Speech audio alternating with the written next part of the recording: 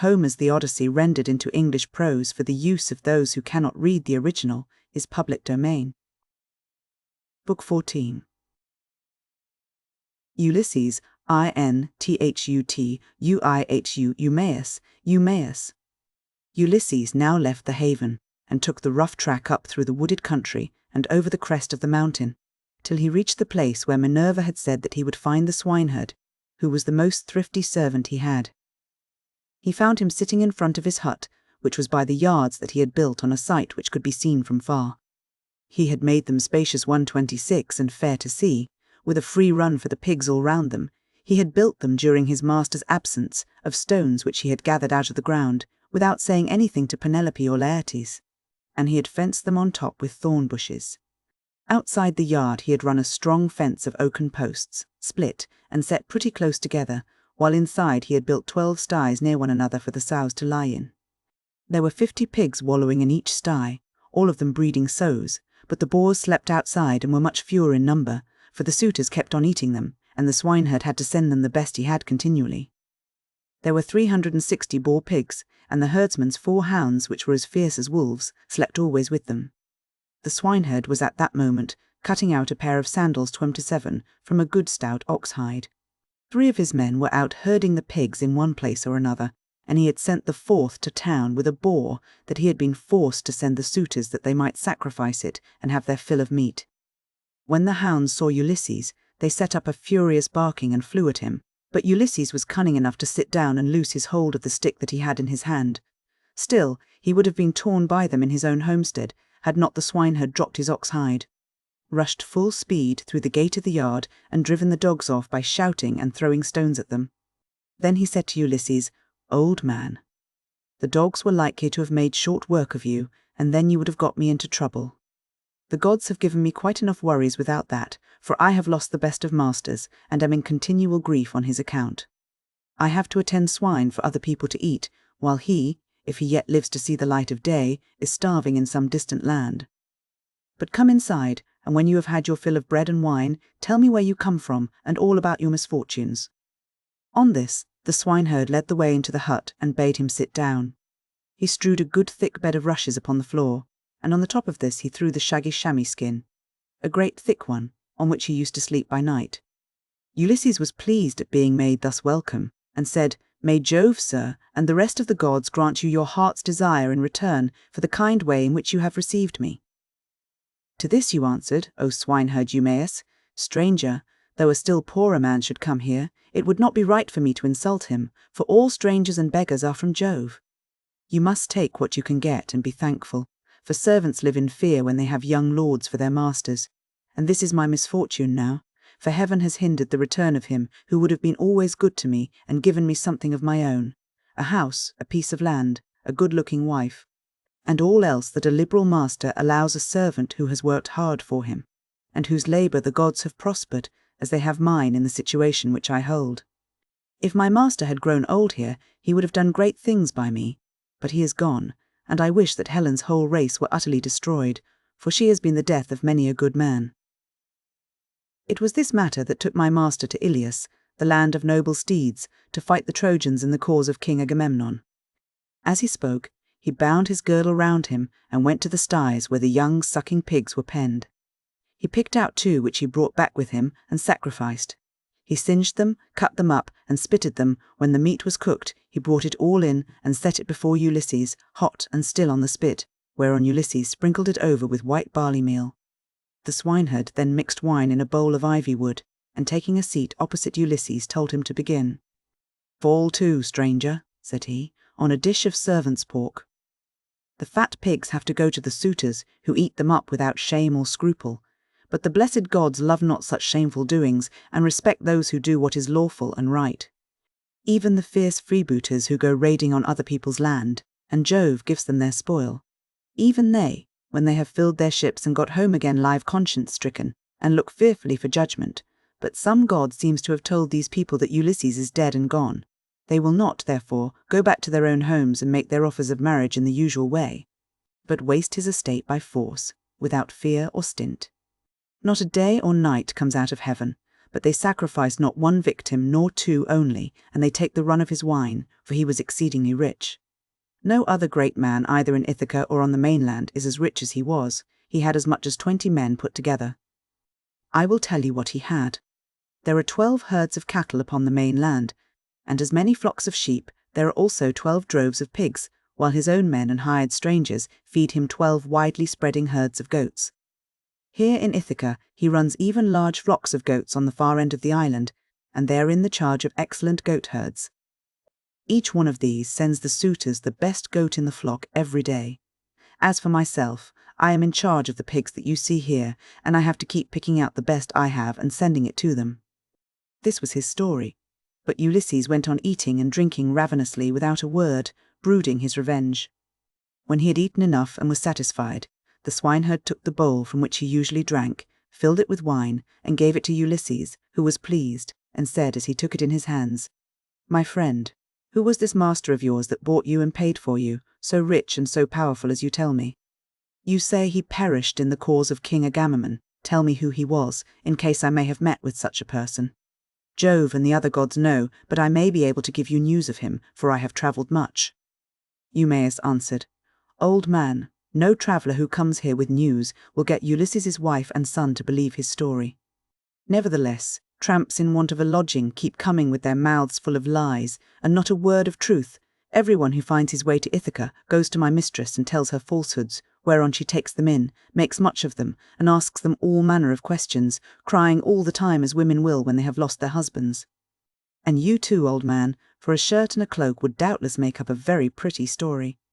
But the wolves and birds of prey have long since torn Ulysses to pieces, or the fishes of the sea have eaten him, and his bones are lying buried deep in sand upon some foreign shore. He is dead and gone, and a bad business it is for all his friends. For me especially, go where I may, I shall never find so good a master, not even if I were to go home to my mother and father, where I was bred and born. I do not so much care, however, about my parents now, though I should dearly like to see them again in my own country. It is the loss of Ulysses that grieves me most. I cannot speak of him without reverence, though he is here no longer, for he was very fond of me, and took such care of me that wherever he may be, I shall always honour his memory." "My friend," replied Ulysses, "you are very positive, and very hard of belief about your master's coming home again. Nevertheless, I will not merely say, but will swear, that he is coming. Do not give me anything for my news till he has actually come. You may then give me a shirt and cloak of good wear if you will. I am in great want, but I will not take anything at all till then, for I hate a man, even as I hate hell fire, who lets his poverty tempt him into lying. I swear by King Jove, by the rights of hospitality, and by that hearth of Ulysses to which I have now come, that all will surely happen as I have said it will. Ulysses will return in this self-same year. With the end of this moon and the beginning of the next he will be here to do vengeance on all those who are ill-treating his wife and son." To this you answered, "O swineherd Eumaeus, old man, you will neither get paid for bringing good news, nor will Ulysses ever come home. Drink your wine in peace, and let us talk about something else. Do not keep on reminding me of all this. It always pains me when anyone speaks about my honoured master. As for your oath, we will let it alone.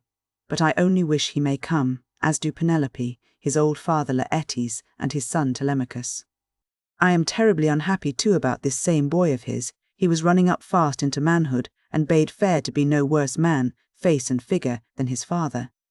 But someone, either god or man, has been unsettling his mind, so he has gone off to Pylos to try and get news of his father, and the suitors are lying in wait for him as he is coming home, in the hope of leaving the house of Arcesius, without a name, in Ithaca.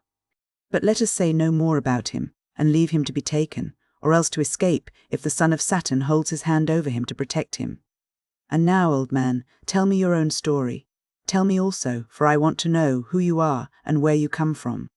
Tell me of your town and parents, what manner of ship you came in, how crew brought you to Ithaca, and from what country they profess to come, for you cannot have come by land." And Ulysses answered, "I will tell you all about it. If there were meat and wine enough, and we could stay here in the hut with nothing to do but to eat and drink while the others go to their work, I could easily talk on for a whole 12 months without ever finishing the story of the sorrows with which it has pleased heaven to visit me. I am by birth a Cretan. My father was a well-to-do man, who had many sons born in marriage, whereas I was the son of a slave whom he had purchased for a concubine. Nevertheless, my father cast a son of Hylax, whose lineage I claim, and who was held in the highest honor among the Cretans for his wealth, prosperity, and the valor of his sons, put me on the same level with my brothers who had been born in wedlock. When, however, death took him to the house of Hades, his sons divided his estate and cast lots for their shares. But to me they gave a holding and little else. Nevertheless, my valor enabled me to marry into a rich family, for I was not given to bragging or shirking on the field of battle. It is all over now. Still, if you look at the straw you can see what the ear was, for I have had trouble enough and to spare. Mars and Minerva made me doughty in war. When I had picked my men to surprise the enemy with an ambuscade, I never gave death so much as a thought, but was the first to leap forward and spear all whom I could overtake. Such was I in battle, but I did not care about farm work, nor the frugal home life of those who would bring up children. My delight was in ships, fighting, javelins and arrows, things that most men shudder to think of, but one man likes one thing and another, and this was what I was most naturally inclined to. Before the Achaeans went to Troy, 9 times was I in command of men and ships on foreign service, and I amassed much wealth. I had my pick of the spoil in the first instance, and much more was allotted to me later on. My house grew apace, and I became a great man among the Cretans, but when Jove counselled that terrible expedition, in which so many perished, the people required me and Idomeneus to lead their ships to Troy, and there was no way out of it, for they insisted on our doing so. There we fought for 9 whole years, but in the 10th we sacked the city of Priam and sailed home again as heaven dispersed us. Then it was that Jove devised evil against me. I spent but 1 month happily with my children, wife and property, and then I conceived the idea of making a descent on Egypt, so I fitted out a fine fleet and manned it. I had 9 ships, and the people flocked to fill them. For 6 days I and my men made feast, and I found them many victims both for sacrifice to the gods and for themselves. But on the 7th day we went on board and set sail from Crete with a fair north wind behind us, though we were going down a river. Nothing went ill with any of our ships, and we had no sickness on board, but sat where we were and let the ships go as the wind and steersman took them. On the 5th day we reached the river Aegyptus. There I stationed my ships in the river, bidding my men stay by them and keep guard over them, while I sent out scouts to reconnoitre from every point of vantage. But the men disobeyed my orders, took to their own devices, and ravaged the land of the Egyptians, killing the men, and taking their wives and children captive. The alarm was soon carried to the city, and when they heard the war cry, the people came out at daybreak till the plain was filled with horsemen and foot soldiers, and with the gleam of armour. Then Jove spread panic among my men, and they would no longer face the enemy, for they found themselves surrounded. The Egyptians killed many of us, and took the rest alive to do forced labour for them. Jove, however, put it in my mind to do thus, and I wish I had died then and there in Egypt instead, for there was much sorrow in store for me. I took off my helmet and shield and dropped my spear from my hand. Then I went straight up to the king's chariot, clasped his knees and kissed them, whereon he spared my life, bade me get into his chariot, and took me weeping to his own home. Many made at me with their ashen spears and tried to kill me in their fury, but the king protected me, for he feared the wrath of Jove, the protector of strangers, who punishes those who do evil. I stayed there for 7 years, and got together much money among the Egyptians, for they all gave me something. But when it was now going on for 8 years, there came a certain Phoenician, a cunning rascal, who had already committed all sorts of villainy, and this man talked me over into going with him to Phoenicia, where his house and his possessions lay. I stayed there for a whole 12 months, but at the end of that time, when months and days had gone by till the same season had come round again, he set me on board a ship bound for Libya, on a pretence that I was to take a cargo along with him to that place, but really that he might sell me as a slave and take the money I fetched. I suspected his intention, but went on board with him, for I could not help it. The ship ran before a fresh north wind till we had reached the sea that lies between Crete and Libya. There, however, Jove counselled their destruction. For as soon as we were well out from Crete, and could see nothing but sea and sky, he raised a black cloud over our ship, and the sea grew dark beneath it. Then Jove let fly with his thunderbolts, and the ship went round and round, and was filled with fire and brimstone as the lightning struck it. The men fell all into the sea. They were carried about in the water round the ship, looking like so many seagulls. but the god presently deprived them of all chance of getting home again. I was all dismayed. Jove, however, sent the ship's mast within my reach, which saved my life, for I clung to it and drifted before the fury of the gale. 9 days did I drift, but in the darkness of the 10th night, a great wave bore me on to the Thesprotian coast. There, Phaedon, king of the Thesprotians, entertained me hospitably without charging me anything at all. For his son found me when I was nearly dead with cold and fatigue, whereon he raised me by the hand, took me to his father's house, and gave me clothes to wear. There it was that I heard news of Ulysses, for the king told me he had entertained him, and shown him much hospitality while he was on his homeward journey. He showed me also the treasure of gold and wrought iron that Ulysses had got together. There was enough to keep his family for 10 generations, so much had he left in the house of King Phaedon. But the king said Ulysses had gone to Dodona, that he might learn Jove's mind from the god's high oak tree, and know whether after so long an absence he should return to Ithaca openly, or in secret. Moreover, the king swore in my presence, making drink offerings in his own house as he did so, that the ship was by the waterside, and the crew found that should take him to his own country. He sent me off, however, before Ulysses returned, for there happened to be a Thesprotian ship sailing for the wheat-growing island of Dulichium, and he told those in charge of her to be sure and take me safely to King Acastus. These men hatched a plot against me that would have reduced me to the very extreme of misery, for when the ship had got some way out from land, they resolved on selling me as a slave. They stripped me of the shirt and cloak that I was wearing, and gave me instead the tattered old clouts in which you now see me. Then, towards nightfall, they reached the tilled lands of Ithaca, and there they bound me with a strong rope fast in the ship, while they went on shore to get supper by the seaside. But the gods soon undid my bonds for me, and having drawn my rags over my head, I slid down the rudder into the sea, where I struck out and swam till I was well clear of them, and came ashore near a thick wood in which I lay concealed. They were very angry at my having escaped, and went searching about for me, till at last they thought it was no further use, and went back to their ship. The gods, having hidden me thus easily, then took me to a good man's door, for it seems that I am not to die yet a while. To this you answered, O swineherd Eumaeus, poor unhappy stranger, I have found the story of your misfortunes extremely interesting, but that part about Ulysses is not right, and you will never get me to believe it.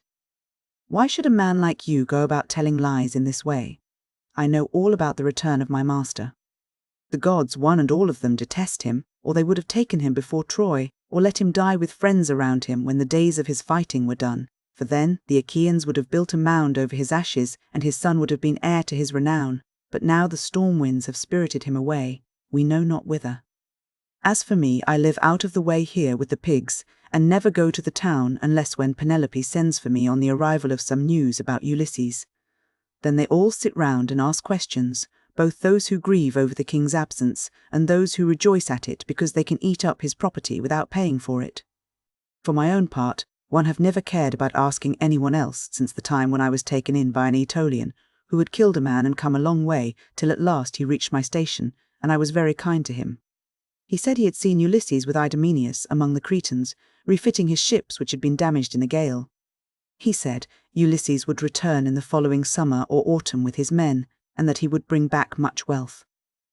And now you unfortunate old man, since fate has brought you to my door, do not try to flatter me in this way with vain hopes. It is not for any such reason that I shall treat you kindly, but only out of respect for Jove, the god of hospitality, as fearing him and pitying you. Ulysses answered, I see that you are of an unbelieving mind. I have given you my oath, and yet you will not credit me. Let us then make a bargain, and call all the gods in heaven to witness it. If your master comes home, give me a cloak and shirt of good wear, and send me to Dulichium where I want to go. But if he does not come as I say he will, set your men on to me, and tell them to throw me from yonder precipice, as a warning to tramps, not to go about the country telling lies. And a pretty figure I should cut then, replied Eumaeus, both now and hereafter, if I were to kill you after receiving you into my hut and showing you hospitality. I should have to say my prayers in good earnest if I did, but it is just supper time, and I hope my men will come in directly, that we may cook something savoury for supper. Thus did they converse, and presently the swineherds came up with the pigs, which were then shut up for the night in their sties, and a tremendous squealing they made as they were being driven into them. But Eumaeus called to his men and said, Bring in the best pig you have, that I may sacrifice him for this stranger, and we will take toll of him ourselves. We have had trouble enough this long time feeding pigs, while others reap the fruit of our labor." On this he began chopping firewood, while the others brought in a fine fat 5-year-old boar pig and set it at the altar. Eumaeus did not forget the gods, for he was a man of good principles, so the first thing he did was to cut bristles from the pig's face and throw them into the fire, praying to all the gods as he did so that Ulysses might return home again. Then he clubbed the pig with a billet of oak which he had kept back when he was chopping the firewood, and stunned it, while the others slaughtered and singed it. Then they cut it up, and Eumaeus began by putting raw pieces from each joint onto some of the fat. These he sprinkled with barley meal and laid upon the embers. They cut the rest of the meat up small, put the pieces upon the spits and roasted them till they were done. When they had taken them off the spits, they threw them onto the dresser in a heap. The swineherd, who was a most equitable man, then stood up to give everyone his share. He made 7 portions. One of these he set apart for Mercury, the son of Maia, and the nymphs, praying to them as he did so. The others he dealt out to the men man by man.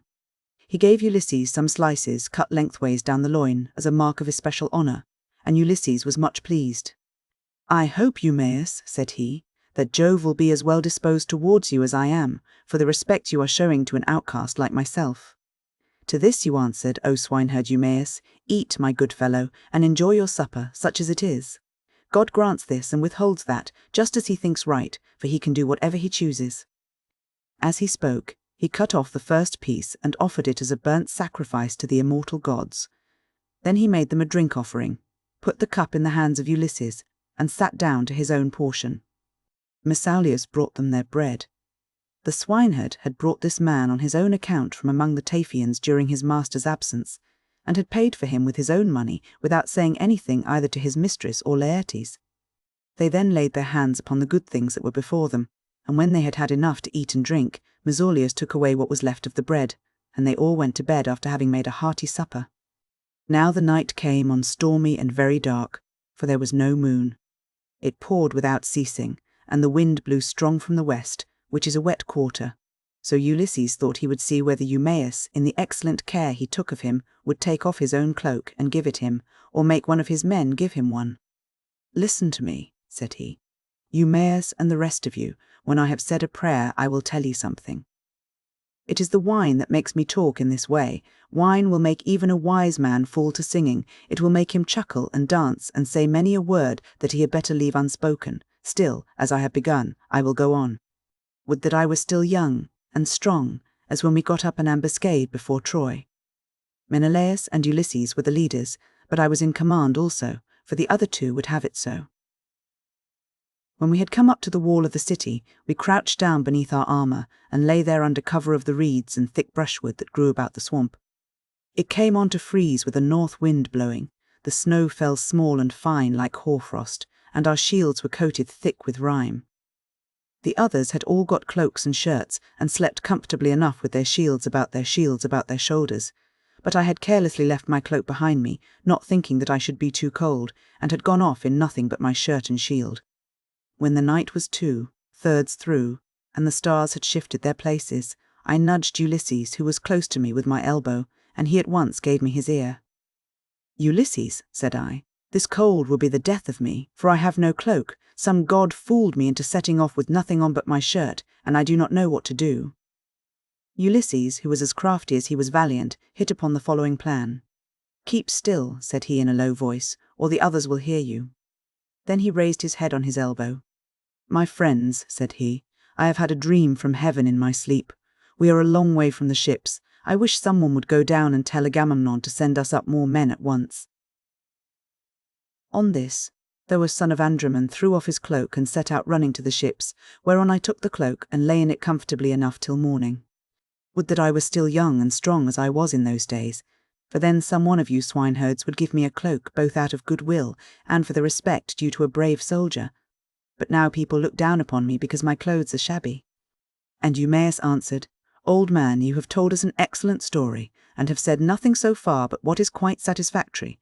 For the present, therefore, you shall want neither clothing nor anything else that a stranger in distress may reasonably expect, but tomorrow morning you have to shake your own old rags about your body again, for we have not many spare cloaks nor shirts up here, but every man has only one. When Ulysses' son comes home again, he will give you both cloak and shirt, and send you wherever you may want to go." With this he got up and made a bed for Ulysses by throwing some goatskins and sheepskins on the ground in front of the fire. Here Ulysses lay down, and Eumaeus covered him over with a great heavy cloak that he kept for a change in case of extraordinarily bad weather. Thus did Ulysses sleep, and the young men slept beside him. But the swineherd did not like sleeping away from his pigs, so he got ready to go outside, and Ulysses was glad to see that he looked after his property during his master's absence. First he slung his sword over his brawny shoulders and put on a thick cloak to keep out the wind. He also took the skin of a large and well-fed goat, and a javelin in case of attack from men or dogs. Thus equipped he went to his rest where the pigs were camping under an overhanging rock that gave them shelter from the north wind. Book 15. Minerva summons Telemachus from Lacedaemon. Ha meets With Theoclemenus Pylos an D brings Him To Ithaca On landing Ha goes Uth. But Minerva went to the fair city of Lacedaemon to tell Ulysses' son that he was to return at once. She found him and Pisistratus sleeping in the forecourt of Menelaus's house. Pisistratus was fast asleep, but Telemachus could get no rest all night for thinking of his unhappy father, so Minerva went close up to him and said, "Telemachus, you should not remain so far away from home any longer, nor leave your property with such dangerous people in your house. They will eat up everything you have among them, and you will have been on a fool's errand. Ask Menelaus to send you home at once if you wish to find your excellent mother still there when you get back. Her father and brothers are already urging her to marry Eurymachus, who has given her more than any of the others, and has been greatly increasing his wedding presents. I hope nothing valuable may have been taken from the house in spite of you, but you know what women are.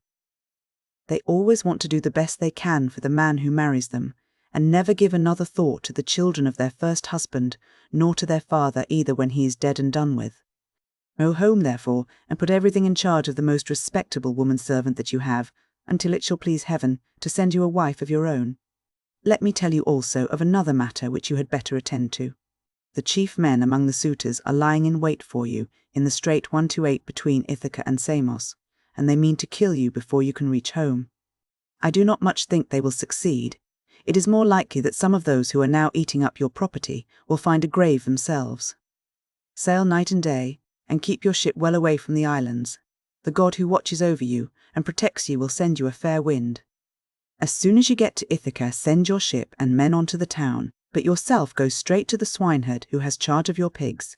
He is well disposed towards you. Stay with him, therefore, for the night, and then send him to Penelope to tell her that you have got back safe from Pylos." Then she went back to Olympus, but Telemachus stirred Pisistratus with his heel to rouse him, and said, "Wake up, Pisistratus, and yoke the horses to the chariot, for we must set off home." 129. But Pisistratus said, "No matter what hurry we are in, we cannot drive in the dark. It will be morning soon. Wait till Menelaus has brought his presents and put them in the chariot for us, and let him say goodbye to us in the usual way. So long as he lives, a guest should never forget a host who has shown him kindness."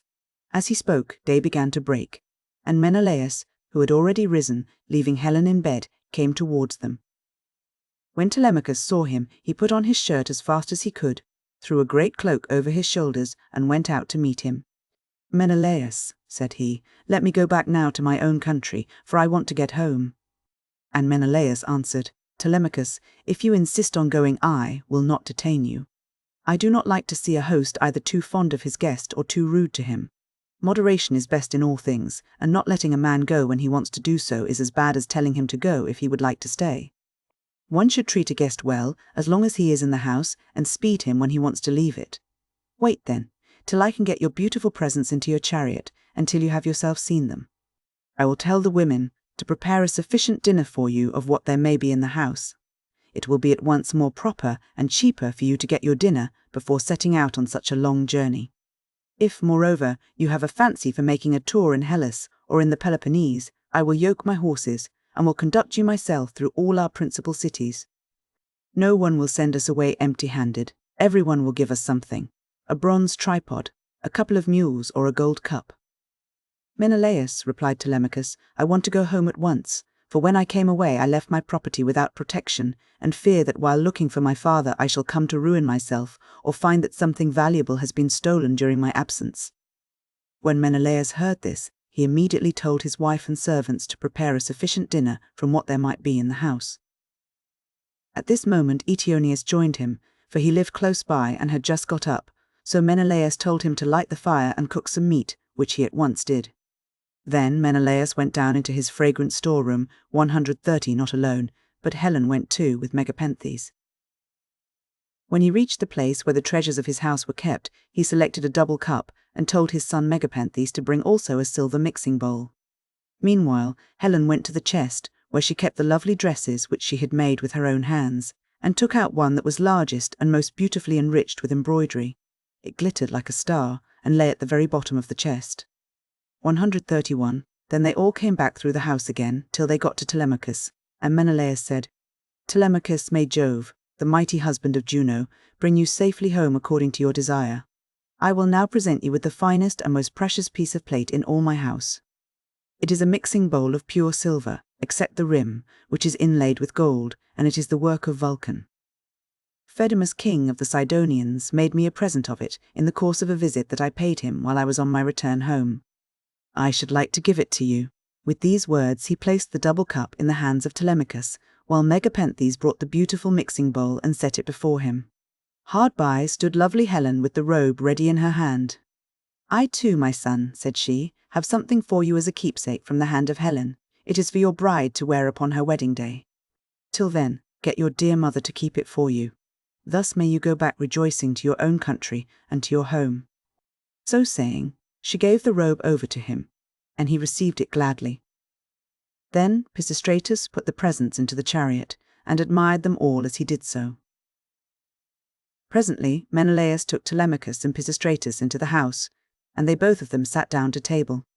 A maid-servant brought them water in a beautiful golden ewer, and poured it into a silver basin for them to wash their hands, and she drew a clean table beside them.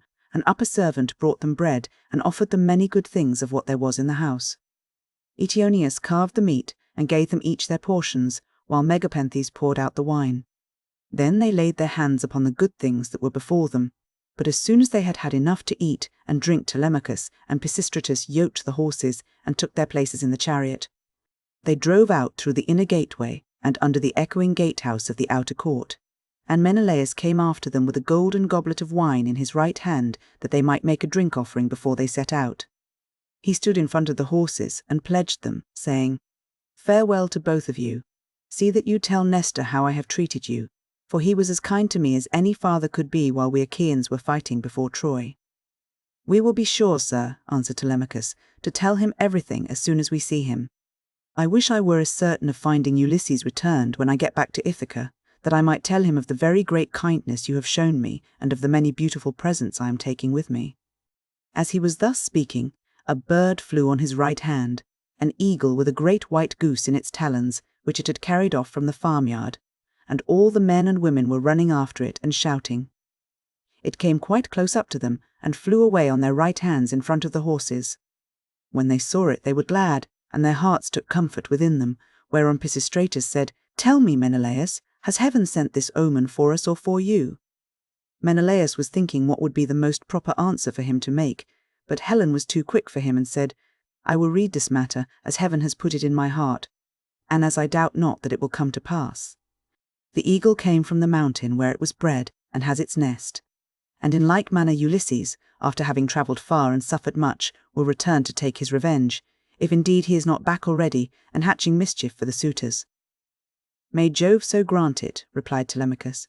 "If it should prove to be so, I will make vows to you as though you were a god, even when I am at home." As he spoke he lashed his horses, and they started off at full speed through the town towards the open country. They swayed the yoke upon their necks, and travelled the whole day long till the sun set and darkness was over all the land. Then they reached Phere, where Diocles lived, who was son of Ortilochus, the son of Alpheus. There they passed the night, and were treated hospitably. When the child of morning, rosy-fingered Dawn, appeared, they again yoked their horses in their places in the chariot. They drove out through the inner gateway and under the echoing gatehouse of the outer court. Then Pisistratus lashed his horses on, and they flew forward nothing loath.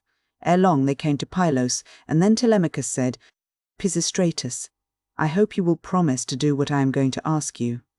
You know our fathers were old friends before us. Moreover, we are both of an age, and this journey has brought us together still more closely. Do not, therefore, take me past my ship, but leave me there, for if I go to your father's house, he will try to keep me in the warmth of his goodwill towards me, and I must go home at once. Pisistratus thought how he should do as he was asked, and in the end he deemed it best to turn his horses towards the ship, and put Menelaus's beautiful presents of gold and raiment in the stern of the vessel. Then he said, Go on board at once and tell your men to do so also before I can reach home to tell my father. I know how obstinate he is, and am sure he will not let you go. He will come down here to fetch you, and he will not go back without you. But he will be very angry. With this he drove his goodly steeds back to the city of the Pylians and soon reached his home. But Telemachus called the men together and gave his orders. Now, my men, said he, get everything in order on board the ship, and let us set out home. Thus did he speak, and they went on board even as he had said. But as Telemachus was thus busied, praying also and sacrificing to Minerva in the ship's stern, there came to him a man from a distant country, a seer, who was flying from Argos because he had killed a man. He was descended from Melampus, who used to live in Pylos, the land of sheep. He was rich and owned a great house, but he was driven into exile by the great and powerful king Neleus. Neleus seized his goods and held them for a whole year, during which he was a close prisoner in the house of King Phylacus, and in much distress of mind, both on account of the daughter of Neleus, and because he was haunted by a great sorrow that dread Erinnys had laid upon him. In the end, however, he escaped with his life, drove the cattle from Phyllis to Pylos, avenged the wrong that had been done him, and gave the daughter of Neleus to his brother. Then he left the country and went to Argos, where it was ordained that he should reign over much people. There he married, established himself, and had 2 famous sons, Antiphates and Mantius. Antiphates became father of Eumaeus, and Eumaeus of Amphiaraus, who was dearly loved both by Jove and by Apollo. But he did not live to old age, for he was killed in Thebes by reason of a woman's gifts. His sons were Alcmaeon and Amphilochus. Mantius, the other son of Melampus, was father to Polyphetes and Clytus. Aurora, throned in gold, carried off Clytus for his beauty's sake, that he might dwell among the immortals. But Apollo made Polyphetes the greatest seer in the whole world, now that Amphiaraus was dead. He quarrelled with his father and went to live in Hyperesia, where he remained and prophesied for all men. His son, Theoclymenus, it was who now came up to Telemachus as he was making drink offerings and praying in his ship. Friend, said he, now that I find you sacrificing in this place, I beseech you by your sacrifices themselves, and by the God to whom you make them, I pray you also by your own head, and by those of your followers, tell me the truth, and nothing but the truth. Who and whence are you? Tell me also of your town and parents. Telemachus said, I will answer you quite truly. I am from Ithaca, and my father is Ulysses, as surely as that he ever lived. But he has come to some miserable end. Therefore I have taken this ship and got my crew together to see if I can hear any news of him, for he has been away a long time. I too, answered Theoclymenus, am an exile, for I have killed a man of my own race. He has many brothers and kinsmen in Argos, and they have great power among the Argives. I am flying to escape death at their hands, and am thus doomed to be a wanderer on the face of the earth. I am your suppliant. Take me, therefore, on board your ship, that they may not kill me, for I know they are in pursuit. I will not refuse you, replied Telemachus, if you wish to join us. Come, therefore, and in Ithaca we will treat you hospitably according to what we have. On this he received Theoclymenus' spear, and laid it down on the deck of the ship. He went on board and sat in the stern, bidding Theoclymenus sit beside him. Then the men let go the hawsers. Telemachus told them to catch hold of the ropes, and they made all haste to do so. They set the mast in its socket in the cross-plank, raised it, and made it fast with the forestays, and they hoisted their white sails with sheets of twisted ox hide. Minerva sent them a fair wind that blew fresh and strong to take the ship on her course as fast as possible. Thus then they passed by Cruni and Chalcis. Presently the sun set and darkness was over all the land. The vessel made a quick passage to Phyae, and thence on to Elis, where the Epeans rule. Telemachus then headed her for the flying islands, 132 wondering within himself whether he should escape death or should be taken prisoner. Meanwhile, Ulysses and the swineherd were eating their supper in the hut, and the men supped with them.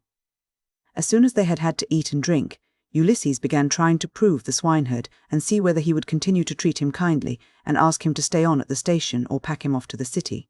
So he said, "Eumaeus, and all of you, tomorrow I want to go away and begin begging about the town, so as to be no more trouble to you or to your men. Give me your advice, therefore, and let me have a good guide to go with me and show me the way.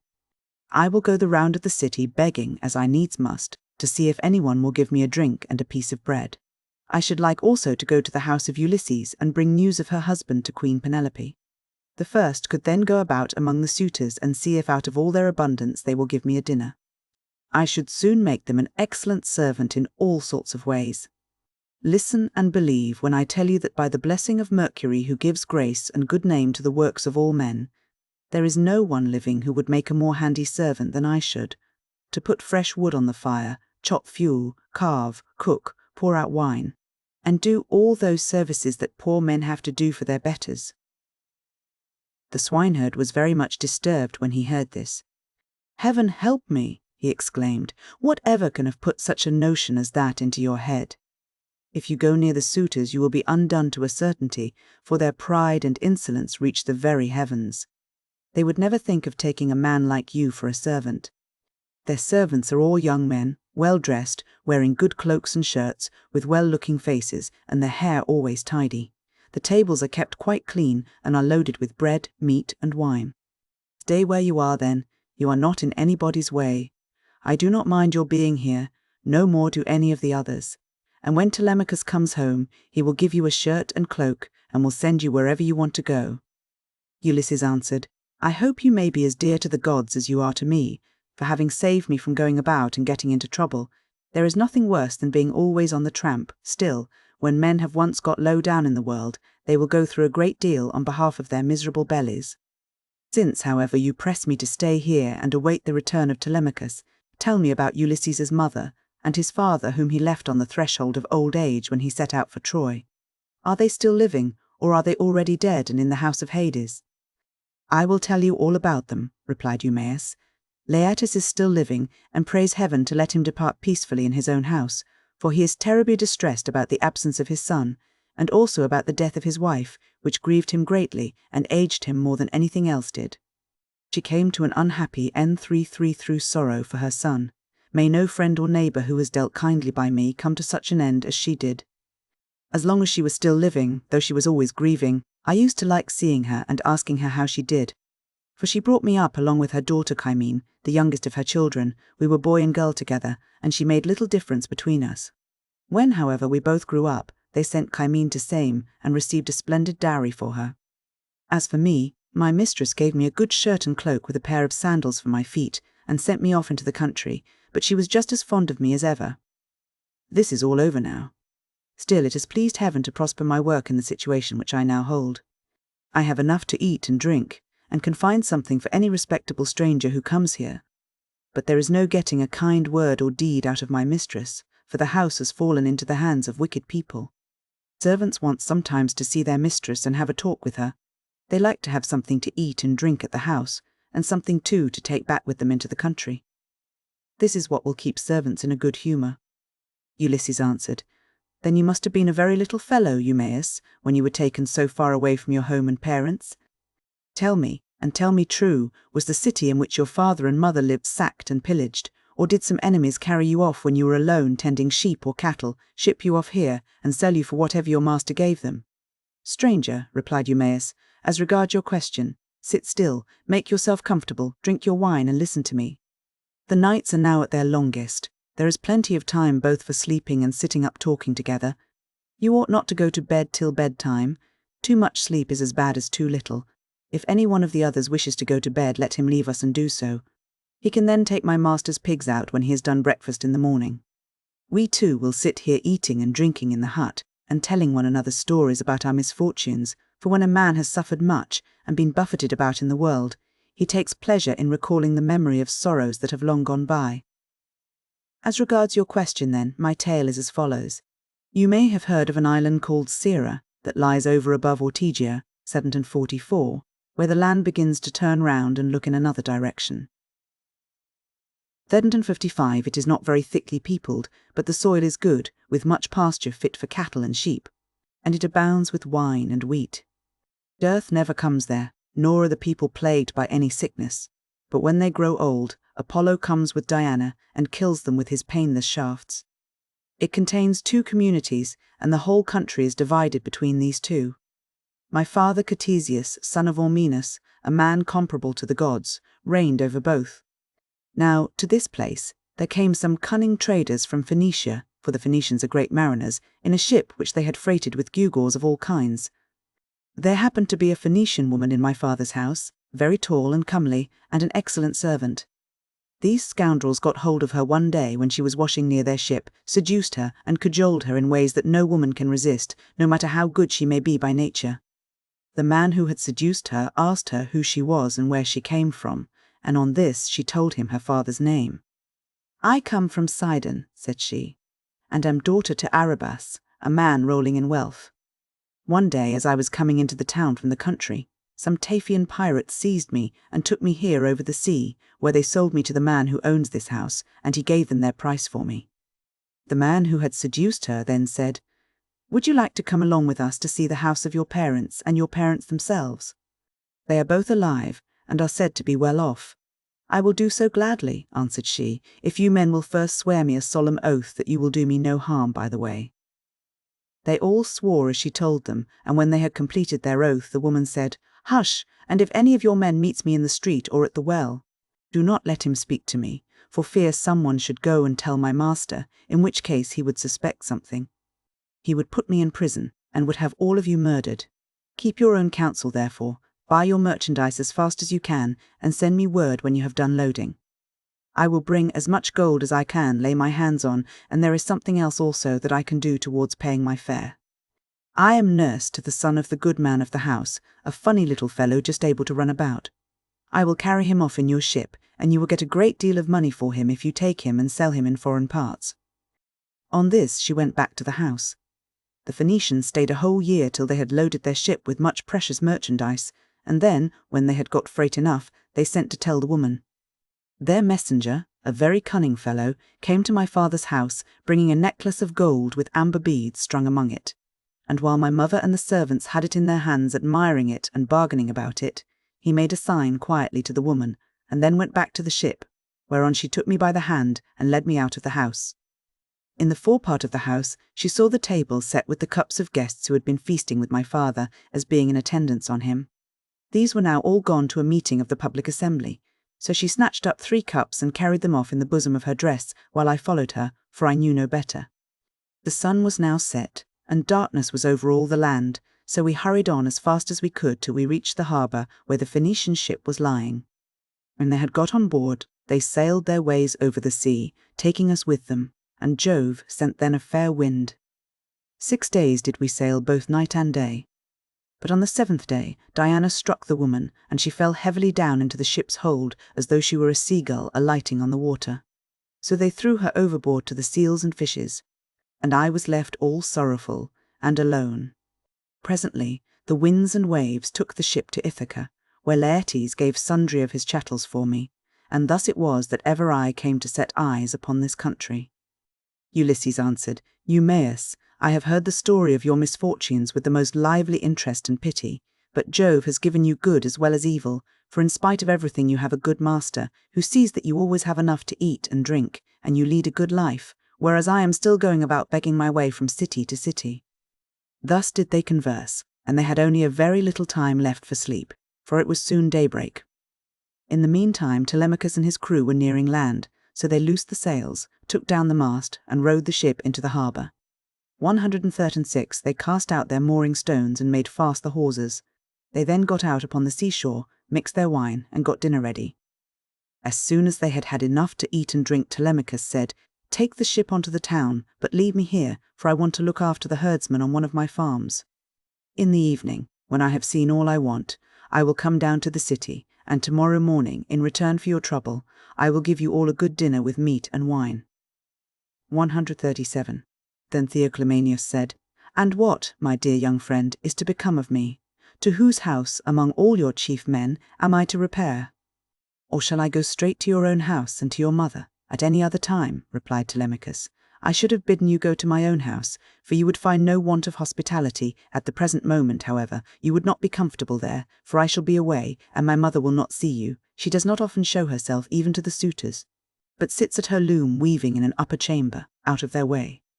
But I can tell you a man whose house you can go to, I mean Eurymachus, the son of Polybus, who is held in the highest estimation by every one in Ithaca. He is much the best man, and the most persistent wooer, of all those who are paying court to my mother and trying to take Ulysses' place.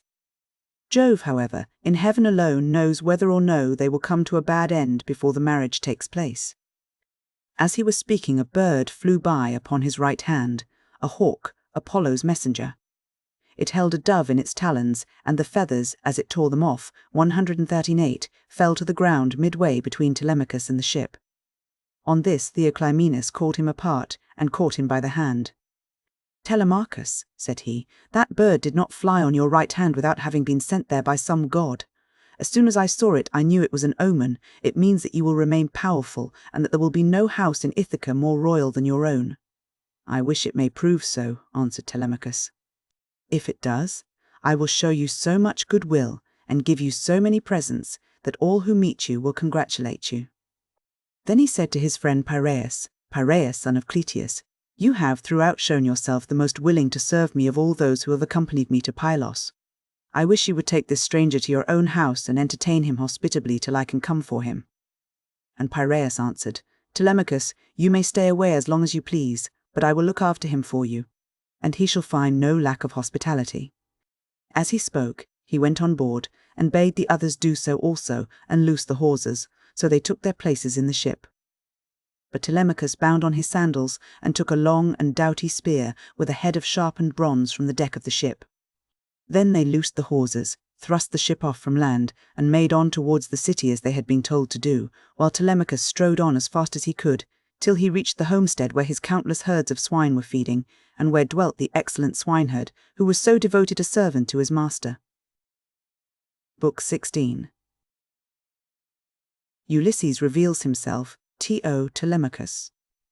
Meanwhile, Ulysses and the swineherd had lit a fire in the hut, and were getting breakfast ready at daybreak, for they had sent the men out with the pigs. When Telemachus came up, the dogs did not bark but fawned upon him.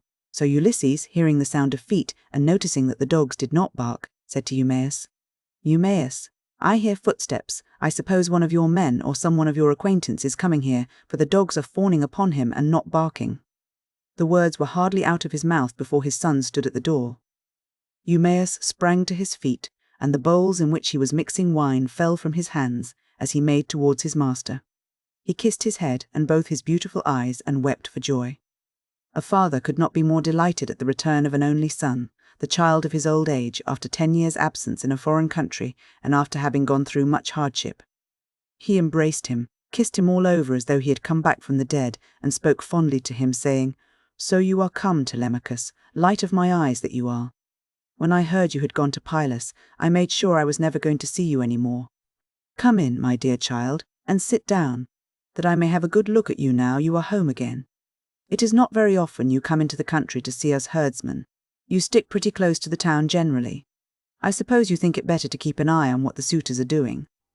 "So be it, old friend," answered Telemachus, "but I am come now because I want to see you, and to learn whether my mother is still at her old home, or whether someone else has married her, so that the bed of Ulysses is without bedding and covered with cobwebs." "She is still at the house," replied Eumaeus, grieving and breaking her heart, and doing nothing but weep, both night and day continually. As he spoke, he took Telemachus's spear, whereon he crossed the stone threshold and came inside. Ulysses rose from his seat to give him place as he entered, but Telemachus checked him. "Sit down, stranger," said he. "I can easily find another seat, and there is one here who will lay it for me." Ulysses went back to his own place, and Eumaeus strewed some green brushwood on the floor and threw a sheepskin on top of it for Telemachus to sit upon. Then the swineherd brought them platters of cold meat, the remains from what they had eaten the day before, and he filled the bread baskets with bread as fast as he could. He mixed wine also in bowls of ivy wood, and took his seat facing Ulysses. Then they laid their hands on the good things that were before them, and as soon as they had had enough to eat and drink, Telemachus said to Eumaeus, "Old friend, where does this stranger come from? How did his crew bring him to Ithaca, And who were they? For assuredly he did not come here by land. To this you answered, O swineherd Eumaeus, my son, I will tell you the real truth. He says he is a Cretan, and that he has been a great traveller. At this moment he is running away from a Thesprotian ship, and has taken refuge at my station, so I will put him into your hands. Do whatever you like with him, only remember that he is your suppliant. I am very much distressed, said Telemachus, by what you have just told me. How can I take this stranger into my house? I am as yet young, and am not strong enough to hold my own if any man attacks me. My mother cannot make up her mind whether to stay where she is and look after the house out of respect for public opinion and the memory of her husband, or whether the time is now come for her to take the best man of those who are wooing her, and the one who will make her the most advantageous offer. Still, as the stranger has come to your station, I will find him a cloak and shirt of good wear, with a sword and sandals, and will send him wherever he wants to go. Or if you like, you can keep him here at the station, and I will send him clothes and food that he may be no burden on you and on your men. But I will not have him go near the suitors, for they are very insolent, and are sure to ill-treat him in a way that would greatly grieve me. No matter how valiant a man may be, he can do nothing against numbers, for they will be too strong for him. Then Ulysses said, Sir, it is right that I should say something myself. I am much shocked about what you have said about the insolent way in which the suitors are behaving in, despite of such a man as you are. Tell me, do you submit to such treatment tamely, or has some god set your people against you? May you not complain of your brothers, for it is to these that a man may look for support, however great his quarrel may be. I wish I were as young as you are, and in my present mind, if I were son to Ulysses, or, indeed, Ulysses himself, I would rather someone came and cut my head off. But I would go to the house and be the bane of every one of these men. 29, if they were too many for me. I, being single-handed, I would rather die fighting in my own house than see such disgraceful sights day after day, strangers grossly maltreated, and men dragging the women servants about the house in an unseemly way, wine drawn recklessly, and bread wasted all to no purpose for an end that shall never be accomplished. And Telemachus answered, I will tell you truly everything. There is no enmity between me and my people, nor can I complain of brothers, to whom a man may look for support however great his quarrel may be. Jove has made us a race of only sons. Laertes was the only son of Arcesius, and Ulysses only son of Laertes. I am myself the only son of Ulysses, who left me behind him when he went away, so that I have never been of any use to him. Hence it comes that my house is in the hands of numberless marauders, for the chiefs from all the neighbouring islands, Dulichium, same Zacynthus, as also all the principal men of Ithaca itself, are eating up my house under the pretext of paying court to my mother, who will neither say point blank that she will not marry, nor yet bring matters to an end, so they are making havoc of my estate, and before long will do so with myself into the bargain.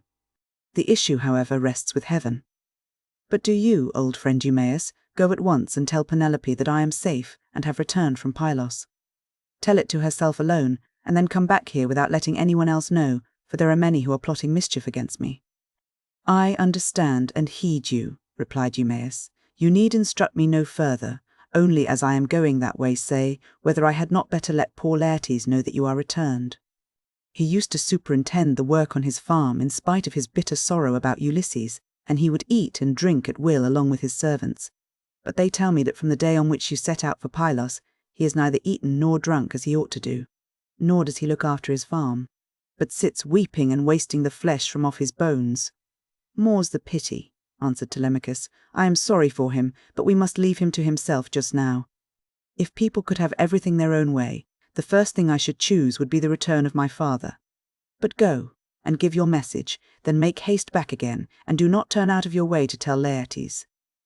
Tell my mother to send one of her women secretly with the news at once, and let him hear it from her. Thus did he urge the swineherd. Eumaeus, therefore, took his sandals, bound them to his feet, and started for the town. Minerva watched him well off the station, and then came up to it in the form of a woman, fair, stately, and wise. She stood against the side of the entry, and revealed herself to Ulysses, but Telemachus could not see her, and knew not that she was there, for the gods do not let themselves be seen by everybody. Ulysses saw her, and so did the dogs, for they did not bark, but went scared and whining off to the other side of the yards.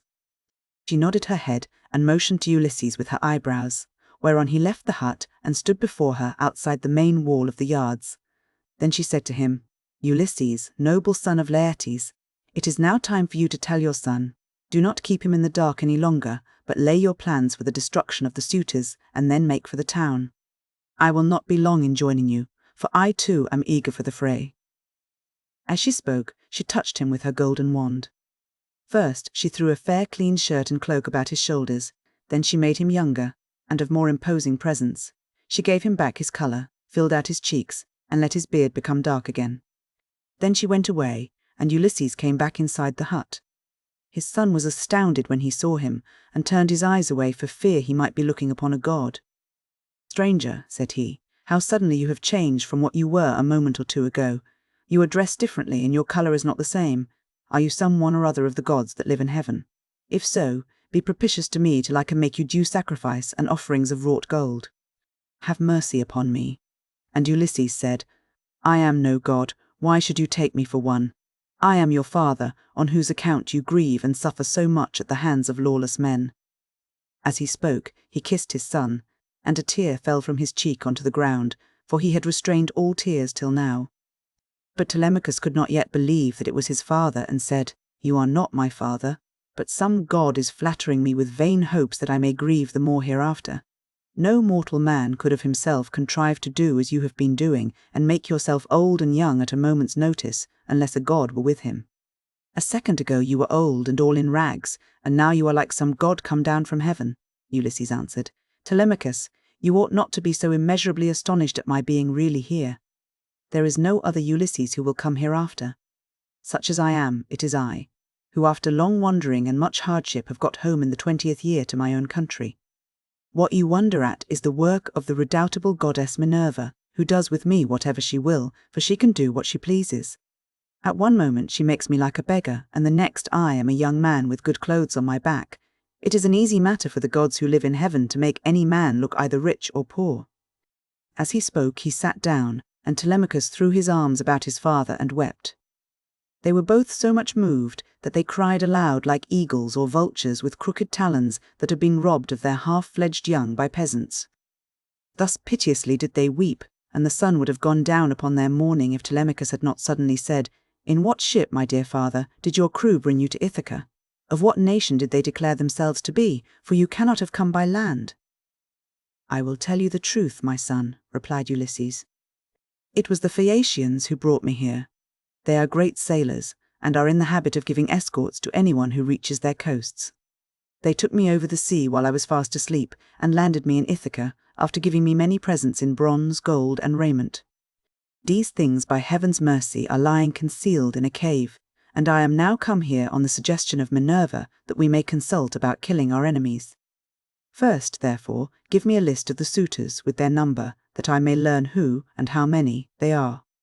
I can then turn the matter over in my mind, and see whether we too can fight the whole body of them ourselves, or whether we must find others to help us." To this Telemachus answered, "Father, I have always heard of your renown both in the field and in council, but the task you talk of is a very great one. I am awed at the mere thought of it. 2 men cannot stand against many and brave ones. There are not 10 suitors only, nor twice 10, but 10 many times over. You shall learn their number at once. There are 52 chosen youths from Dulichium, and they have 6 servants. From Same there are 24, 20 young Achaeans from Zacynthus, and 12 from Ithaca itself, all of them well born. They have with them a servant Medon, a bard, and 2 men who can carve at table. If we face such numbers as this, you may have bitter cause to rue your coming, and your revenge. See whether you cannot think of someone who would be willing to come and help us." "Listen to me," replied Ulysses, "and think whether Minerva and her father Jove may seem sufficient, or whether I am to try and find someone else as well." "Those whom you have named," answered Telemachus, "are a couple of good allies, for though they dwell high up among the clouds, they have power over both gods and men. These 2, continued Ulysses, will not keep long out of the fray when the suitors and we join fight in my house. Now, therefore, return home early tomorrow morning and go about among the suitors as before. Later on the swineherd will bring me to the city disguised as a miserable old beggar. If you see them ill-treating me, steel your heart against my sufferings, even though they drag me feet foremost out of the house, or throw things at me. Look on and do nothing beyond gently trying to make them behave more reasonably. But they will not listen to you, for the day of their reckoning is at hand. Furthermore I say, and lay my saying to your heart, when Minerva shall put it in my mind, I will nod my head to you, and on seeing me do this you must collect all the armor that is in the house and hide it in the strong store-room. Make some excuse when the suitors ask you why you are removing it. Say that you have taken it to be out of the way of the smoke, inasmuch as it is no longer what it was when Ulysses went away, but has become soiled and begrimed with soot. Add to this, more particularly, that you are afraid Jove may set them on to quarrel over their wine, and that they may do each other some harm which may disgrace both banquet and wooing, for the sight of arms sometimes tempts people to use them. But leave a sword and a spear apiece for yourself and me, and a couple of ox-hide shields so that we can snatch them up at any moment. Jove and Minerva will then soon quiet these people. There is also another matter. If you are indeed my son, and my blood runs in your veins, let no one know that Ulysses is within the house, neither Laertes, nor yet the swineherd, nor any of the servants, nor even Penelope herself. Let you and me exploit the women alone, and let us also make trial of some other of the men servants, to see who is on our side and whose hand is against us. Father, replied Telemachus, you will come to know me by and by, and when you do, you will find that I can keep your counsel. I do not think, however, the plan you propose will turn out well for either of us. Think it over. It will take us a long time to go the round of the farms and exploit the men, and all the time the suitors will be wasting your estate with impunity and without compunction. Prove the women by all means to see who are disloyal and who guiltless, but I am not in favour of going round and trying the men. We can attend to that later on, if you really have some sign from Jove that he will support you. Thus did they converse, and meanwhile the ship which had brought Telemachus and his crew from Pylos had reached the town of Ithaca. When they had come inside the harbour, they drew the ship onto the land. Their servants came and took their armour from them, and they left all the presents at the house of Cleitius. Then they sent a servant to tell Penelope that Telemachus had gone into the country, but had sent the ship to the town to prevent her from being alarmed and made unhappy. This servant and Eumaeus happened to meet when they were both on the same errand of going to tell Penelope. When they reached the house, the servant stood up and said to the queen in the presence of the waiting women, Your son, madam, is now returned from Pylos. But Eumaeus went close up to Penelope and said privately all that her son had bidden him tell her. When he had given his message, he left the house with its outbuildings and went back to his pigs again. The suitors were surprised and angry at what had happened, so they went outside the great wall that ran round the outer court and held a council near the main entrance. Eurymachus, son of Polybus, was the first to speak. My friends, said he, this voyage of Telemachus's is a very serious matter. We had made sure that it would come to nothing. Now, however, let us draw a ship into the water, and get a crew together to send after the others and tell them to come back as fast as they can. He had hardly done speaking when Amphinomus turned in his place and saw the ship inside the harbour, with the crew lowering her sails and putting by their oars, so he laughed and said to the others, We need not send them any message, for they are here. Some god must have told them, or else they saw the ship go by and could not overtake her. On this they rose and went to the waterside. The crew then drew the ship on shore, their servants took their armour from them, and they went up in a body to the place of assembly, but they would not let anyone old or young sit along with them, and Antinous, son of Eupeithes, spoke first. Good heavens, said he, see how the gods have saved this man from destruction. We kept a succession of scouts upon the headlands all day long, and when the sun was down we never went on shore to sleep, but waited in the ship all night till morning in the hope of capturing and killing him. But some god has conveyed him home in spite of us. Let us consider how we can make an end of him. He must not escape us. Our affair is never likely to come off while he is alive, for he is very shrewd, and public feeling is by no means all on our side.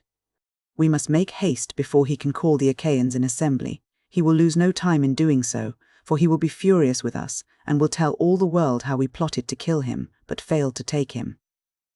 The people will not like this when they come to know of it. We must see that they do us no hurt, nor drive us from our own country into exile.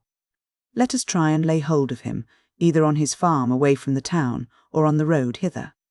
Then we can divide up his property amongst us, and let his mother and the man who marries her have the house. If this does not please you, and you wish Telemachus to live on and hold his father's property, then we must not gather here and eat up his goods in this way, but must make our offers to Penelope each from his own house, and she can marry the man who will give the most for her, and whose lot it is to win her." They all held their peace until Amphinomus rose to speak. He was the son of Nisus, who was son to King Aretias, and he was foremost among all the suitors from the wheat-growing and well-grassed island of Dulichium.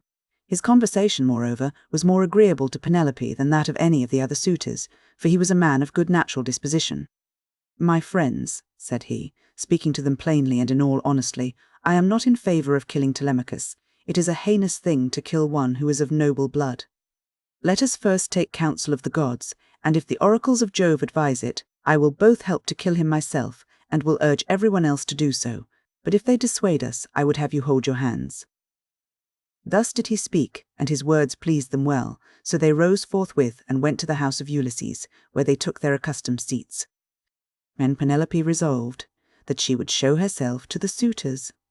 She knew of the plot against Telemachus, for the servant maiden had overheard their counsels and had told her. She went down therefore to the court attended by her maidens, and when she reached the suitors she stood by one of the bearing posts supporting the roof of the cloister, holding a veil before her face, and rebuked Antinous, saying, "Antinous, insolent and wicked schemer, they say you are the best speaker and counsellor of any man your own age in Ithaca, but you are nothing of the kind. Madman, why should you try to compass the death of Telemachus and take no heed of suppliants, whose witness is Jove himself? It is not right for you to plot thus against one another. Do you not remember how your father fled to this house in fear of the people, who were enraged against him for having gone with some Taphian pirates and plundered the Thesprotians who were at peace with us? They wanted to tear him in pieces and eat up everything he had, but Ulysses stayed their hands although they were infuriated, and now you devour his property without paying for it, and break my heart by wooing his wife and trying to kill his son. Leave off doing so, and stop the others also." To this Eurymachus, son of Polybus, answered, "Take heart, Queen Penelope, daughter of Icarius, and do not trouble yourself about these matters. The man is not yet born, nor never will be, who shall lay hands upon your son Telemachus, while I yet live to look upon the face of the earth. I say, and it shall surely be, that my spear shall be reddened with his blood, for many a time has Ulysses taken me on his knees, held wine up to my lips to drink, and put pieces of meat into my hands. Therefore Telemachus is much the dearest friend I have, and has nothing to fear from the hands of us suitors. Of course, if death comes to him from the gods, he cannot escape it." He said this to quiet her, but in reality he was plotting against Telemachus. Then Penelope went upstairs again, and mourned her husband till Minerva shed sleep over her eyes. In the evening, Eumaeus got back to Ulysses and his son, who had just sacrificed a young pig of a year old and were helping one another to get supper ready. Minerva therefore came up to Ulysses, turned him into an old man with a stroke of her wand, and clad him in his old clothes again, for fear that the swineherd might recognize him and not keep the secret, but go and tell Penelope. Telemachus was the first to speak. "So you have got back, Eumaeus," said he. "What is the news of the town? Have the suitors returned, or are they still waiting over yonder to take me on my way home?" "I did not think of asking about that," replied Eumaeus, "when I was in the town. I thought I would give my message and come back as soon as I could. I met a man sent by those who had gone with you to Pylos, and he was the first to tell the news to your mother. But I can say what I saw with my own eyes. I had just got on to the crest of the hill of Mercury above the town when I saw a ship coming into harbour with a number of men in her. They had many shields and spears, and I thought it was the suitors, but I cannot be sure." On hearing this, Telemachus smiled to his father, but so that Eumaeus could not see him. Then, when they had finished their work and the meal was ready, they ate it, and every man had his full share, so that all were satisfied. As soon as they had had enough to eat and drink, they laid down to rest and enjoyed the boon of sleep. Book 17. Telemachus and Ha's mother meet. Ulysses and Eumaeus come. Down and Ulysses. Insulted by Melanthius Has. Recognized by Thans. Insulted and presently struck by Antinous. When the child of morning, rosy-fingered dawn, appeared, Telemachus bound on his sandals and took a strong spear that suited his hands, for he wanted to go into the city. "Old friend," said he to the swineherd, I will now go to the town and show myself to my mother, for she will never leave off grieving till she has seen me. As for this unfortunate stranger, take him to the town, and let him beg there of anyone who will give him a drink and a piece of bread. I have trouble enough of my own, and cannot be burdened with other people. If this makes him angry, so much the worse for him, but I like to say what I mean." Then Ulysses said, "Sir, I do not want to stay here. A beggar can always do better in town than country, for anyone who likes can give him something. I am too old to care about remaining here at the beck and call of a master. Therefore let this man do as you have just told him, and take me to the town as soon as I have had a warm by the fire, and the day has got a little heat in it. My clothes are wretchedly thin, and this frosty morning I shall be perished with cold, for you say the city is some way off." On this Telemachus strode off through the yards, brooding his revenge upon the suitors. When he reached home, he stood his spear against a bearing post of the cloister, crossed the stone floor of the cloister itself, and went inside. Nurse Euryclea saw him long before anyone else did. She was putting the fleeces onto the seats, and she burst out crying as she ran up to him. All the other maids came up too, and covered his head and shoulders with their kisses. Penelope came out of her room looking like Diana or Venus, and wept as she flung her arms about her son. She kissed his forehead and both his beautiful eyes. "Light of my eyes," she cried as she spoke fondly to him. "So you are come home again. I made sure I was never going to see you any more. To think of your having gone off to Pylos without saying anything about it, or obtaining my consent. But come, tell me what you saw." "Do not scold me, mother," answered Telemachus, "nor vex me, seeing what a narrow escape I have had, but wash your face, change your dress, go upstairs with your maids, and promise full and sufficient hecatombs to all the gods if Jove will only grant us our revenge upon the suitors. I must now go to the place of assembly to invite a stranger who has come back with me from Pylos. I sent him on with my crew, and told Piraeus to take him home and look after him till I could come for him myself." She heeded her son's words, washed her face, changed her dress, and vowed full and sufficient hecatombs to all the gods if they would only vouchsafe her revenge upon the suitors. Telemachus went through, and out of, the cloisters spear in hand, not alone, for his 2 fleet dogs went with him. Minerva endowed him with a presence of such divine comeliness that all marvelled at him as he went by, and the suitors gathered round him with fair words in their mouths and malice in their hearts, but he avoided them, and went to sit with Mentor, Antiphus, and Halithuses, old friends of his father's house, and they made him tell them all that had happened to him. Then Piraeus came up with Theoclymenus, whom he had escorted through the town to the place of assembly, whereon Telemachus at once joined them. Piraeus was first to speak. "Telemachus," said he, "I wish you would send some of your women to my house to take away the presents Menelaus gave you." "We do not know, Piraeus," answered Telemachus, "what may happen. If the suitors kill me in my own house and divide my property among them, I would rather you had the presents than that any of those people should get hold of them. If, on the other hand, I manage to kill them, I shall be much obliged if you will kindly bring me my presents." With these words, he took Theoclymenus to his own house. When they got there, they laid their cloaks on the benches and seats, went into the baths, and washed themselves. When the maids had washed and anointed them, and had given them cloaks and shirts, they took their seats at table. A maidservant then brought them water in a beautiful golden ewer, and poured it into a silver basin for them to wash their hands, and she drew a clean table beside them. An upper servant brought them bread, and offered them many good things of what there was in the house. Opposite them sat Penelope, reclining on a couch by one of the bearing posts of the cloister, and spinning. Then they laid their hands on the good things that were before them, and as soon as they had had enough to eat and drink, Penelope said, "Telemachus, I shall go upstairs and lie down on that sad couch, which I have not ceased to water with my tears, from the day Ulysses set out for Troy with the sons of Atreus. You failed, however, to make it clear to me before the suitors came back to the house, whether or no you had been able to hear anything about the return of your father." "I will tell you then truth," replied her son. "We went to Pylos and saw Nestor, who took me to his house and treated me as hospitably as though I were a son of his own, who had just returned after a long absence, so also did his sons. But he said he had not heard a word from any human being about Ulysses, whether he was alive or dead. He sent me, therefore, with a chariot and horses to Menelaus. There I saw Helen, for whose sake so many, both Argives and Trojans, were in heaven's wisdom doomed to suffer. Menelaus asked me what it was that had brought me to Lacedaemon, and I told him the whole truth, whereon he said, 'So then, these cowards would usurp a brave man's bed. A hind might as well lay her newborn young in the lair of a lion, and then go off to feed in the forest or in some grassy dell. The lion, when he comes back to his lair, will make short work with the pair of them, and so will Ulysses with these suitors. My father Jove, Minerva, and Apollo, if Ulysses is still the man that he was when he wrestled with Philomelides in Lesbos, and threw him so heavily that all the Greeks cheered him. If he is still such, and were to come near these suitors, they would have a short shrift and a sorry wedding. As regards your question, however, I will not prevaricate nor deceive you, but what the old man of the sea told me, so much will I tell you in full. He said he could see Ulysses on an island, sorrowing bitterly in the house of the nymph Calypso, who was keeping him prisoner, and he could not reach his home, for he had no ships nor sailors to take him over the sea. This was what Menelaus told me, and when I had heard his story I came away. The gods then gave me a fair wind, and soon brought me safe home again. With these words he moved the heart of Penelope.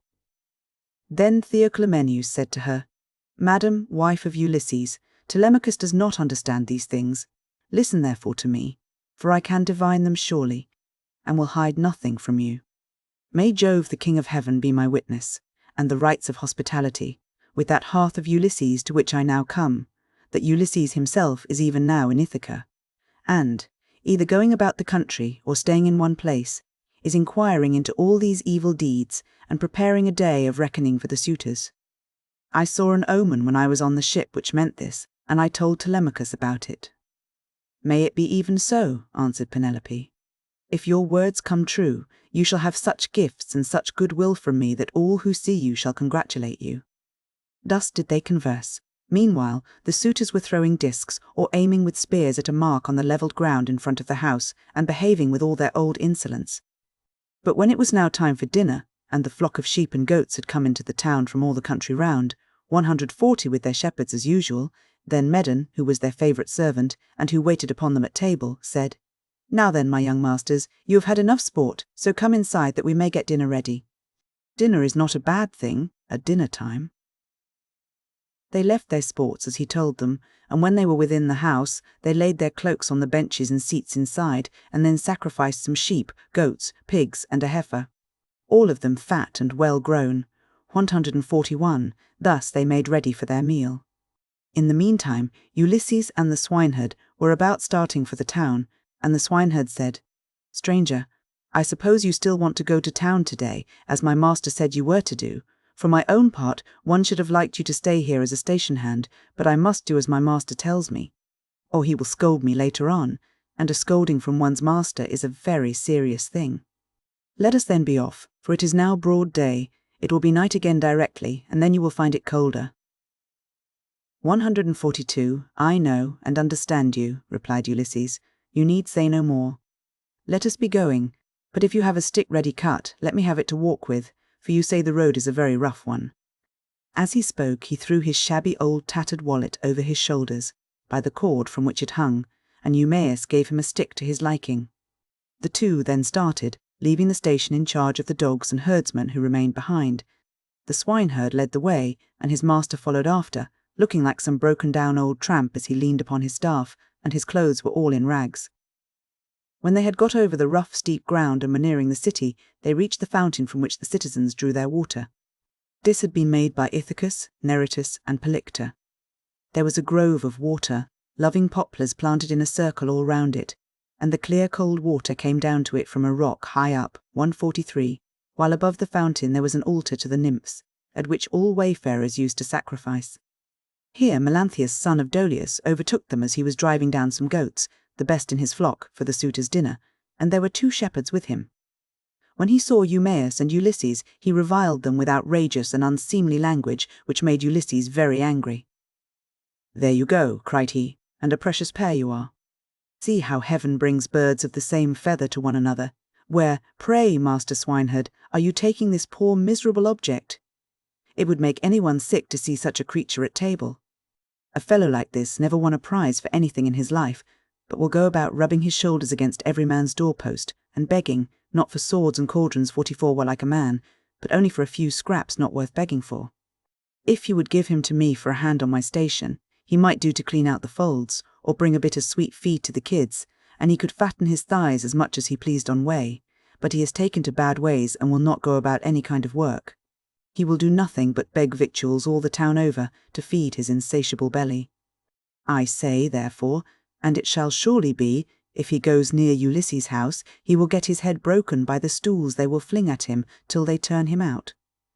On this, as he passed, he gave Ulysses a kick on the hip out of pure wantonness, but Ulysses stood firm and did not budge from the path. For a moment he doubted whether or no to fly at Melanthius and kill him with his staff, or fling him to the ground and beat his brains out. He resolved, however, to endure it and keep himself in check, but the swineherd looked straight at Melanthius and rebuked him, lifting up his hands and praying to heaven as he did so. "Fountain nymphs," he cried, "children of Jove, if ever Ulysses burned you thigh bones covered with fat, whether of lambs or kids, grant my prayer that heaven may send him home. He would soon put an end to the swaggering threats with which such men as you go about insulting people, gadding all over the town, while your flocks are going to ruin through bad shepherding." Then Melanthius the goatherd answered, "You ill-conditioned cur, what are you talking about? Some day or other I will put you on board ship and take you to a foreign country, where I can sell you and pocket the money you will fetch. I wish I were as sure that Apollo would strike Telemachus dead this very day, or that the suitors would kill him, as I am that Ulysses will never come home again." With this he left them to come on at their leisure, while he went quickly forward and soon reached the house of his master. When he got there, he went in and took his seat among the suitors opposite Eurymachus, who liked him better than any of the others. The servants brought him a portion of meat, and an upper woman servant set bread before him that he might eat. Presently, Ulysses and the swineherd came up to the house and stood by it, amid a sound of music, for Eumaeus was just beginning to sing to the suitors. Then Ulysses took hold of the swineherd's hand and said, "Eumaeus, this house of Ulysses is a very fine place. No matter how far you go, you will find few like it. One building keeps following on after another. The outer court has a wall with battlements all round it. The doors are double folding, and of good workmanship. It would be a hard matter to take it by force of arms.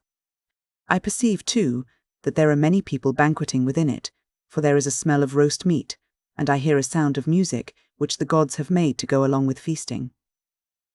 Then Eumaeus said, "You have perceived aright, as indeed you generally do, but let us think what will be our best course.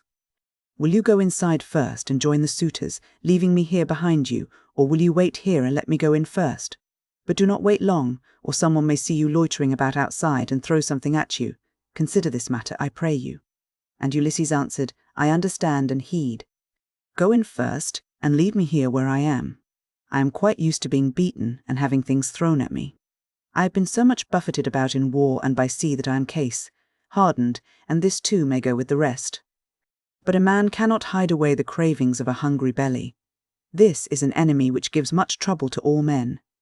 It is because of this that ships are fitted out to sail the seas and to make war upon other people." As they were thus talking, a dog that had been lying asleep raised his head and pricked up his ears. This was Argos, whom Ulysses had bred before setting out for Troy, but he had never had any work out of him. In the old days he used to be taken out by the young men when they went hunting wild goats, or deer, or hares.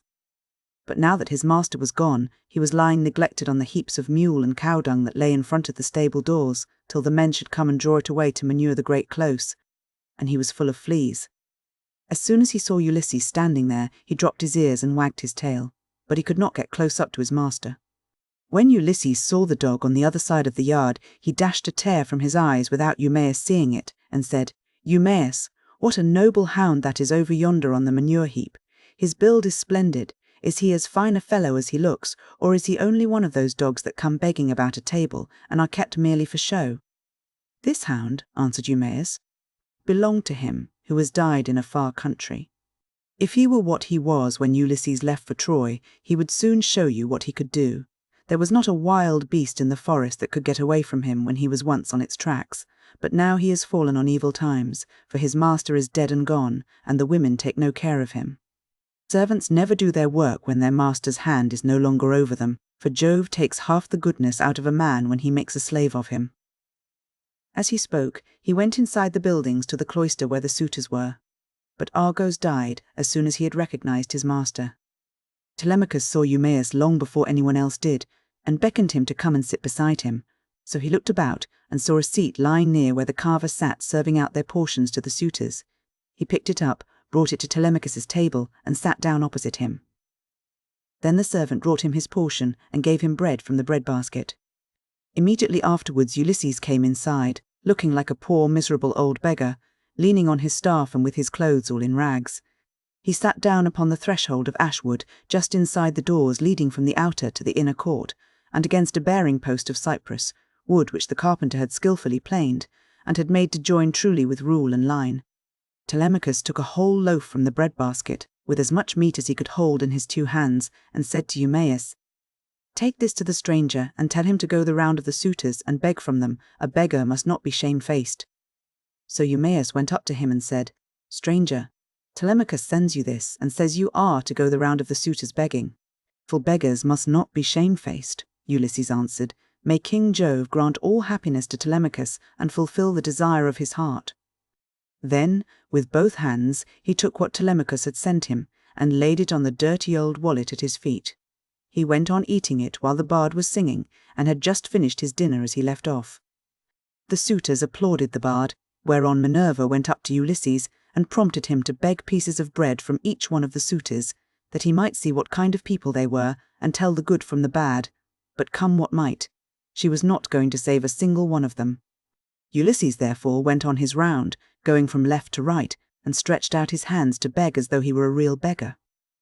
Some of them pitied him, and were curious about him, asking one another who he was and where he came from, whereon the goatherd Melanthius said, "Suitors of my noble mistress, I can tell you something about him, for I have seen him before.